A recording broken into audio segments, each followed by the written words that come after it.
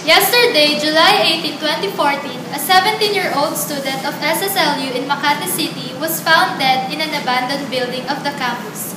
The cause of death of the girl, named Aliana Baser, was because of hazing. Two of the victims of the said hazing escaped, and until now, the leaders were not yet found. Parents of Aliana Baser are now grieving for their daughter's death. To have more details about this news, let's hear it from our newscaster, Jezrin Gatila. Jezrin? Hello, Judy. I'm now reporting live at the funeral of Aliana May Baser. I will interview them about the incident. Di namin naakala na mangyayari to sa anak namin. In-enroll namin siya doon kasi sabi, kakaroon siya ng magandang bukas, kakaroon siya ng magandang trabaho. Pero itong mga nakaraang linggo napansin ko na parang wala siya sa sarili niya.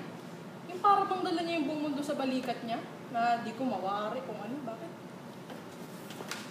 Lalo na nung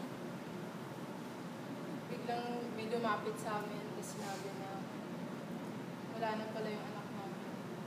Grabe. Yung dapat talaga humarap sa hustisya yung gumawa nun eh. Hindi kami papayag na ganun din yung anak namin. Napakawalang hiya naman ng gumawa nun.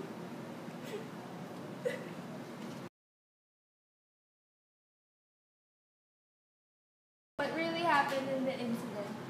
We were brought to an abandoned building and we were tortured there. Luckily, me and my friend escaped.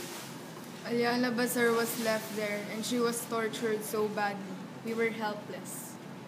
Why did you join the fraternity? I joined the school's fraternity because I was forced to. And my reason is that I want protection.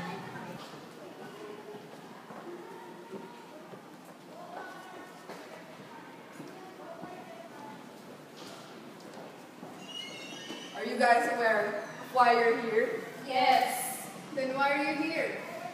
Answer. I want protection. And you? You forced me to. How about you? I don't know. I just want to. Yeah, let's beat this one up.